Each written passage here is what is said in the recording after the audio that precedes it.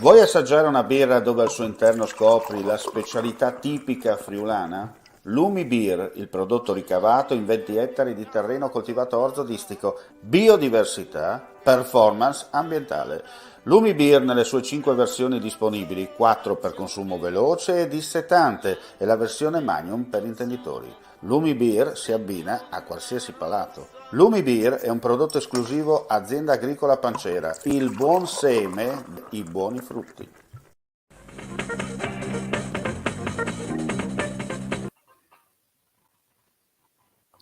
Ben ritrovati gentili amici e amiche alla visione all'ascolto, appuntamento live, ultima edizione per quanto riguarda la giornata odierna dei nostri appuntamenti dal vivo con friulitv.net. Dunque andiamo a vedere i fatti di cronaca di questa sera. Tragedia a Udine, un 31enne si è accasciato all'improvviso in strada ed è stato soccorso da un'ambulanza accompagnato all'ospedale dove però è deceduto.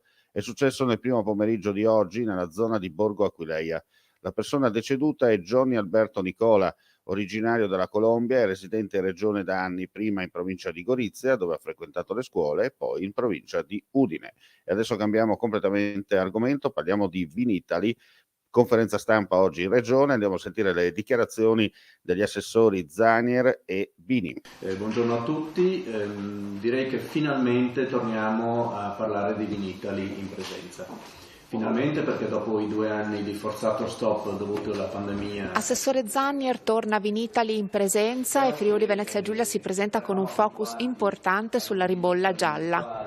Sì, torna finalmente in presenza dopo 2 anni di assenza forzata dovuta al Covid, con delle limitazioni sugli spazi ancora persistenti, per cui quelli che erano le abituali postazioni riservate alla collettiva gestita da ERSA, dove le nostre aziende friulane hanno sempre partecipato in massa, che erano spazi superiori alle 100 postazioni, quest'anno purtroppo sono limitate a 77, contando che per riuscire ad avere questi spazi abbiamo rinunciato a tutta la parte istituzionale trasferendola in un altro sito per lasciare ai produttori il massimo spazio disponibile. Però parte con una prospettiva importante, perché torniamo finalmente a parlare di ribolla gialla con una serie di focus nelle giornate di Vinitaly, un vitigno che dal nostro punto di vista potrà dare delle grandi soddisfazioni. È evidente che serve ancora qualche passaggio dal punto di vista amministrativo per le gestioni legate ai disciplinari, ma queste sono parti più tecniche, perché qui c'è necessità di parlare, di far provare, di far capire quanto questo vitigno è intimamente collegato alla regione Friuli Venezia Giulia e quali sono le qualità che si possono ottenere come vini da questa tipologia che è assolutamente coltivata ad oggi in via esclusiva nella nostra regione. Assessore Bini, si ritorna al Vinitaly con una forte collaborazione tra Promoturismo FVG ed ERSA. Questo è stato un punto fisso per noi. Quando ci siamo insediati abbiamo subito cercato di superare quelle che erano le cosiddette politiche dei silos.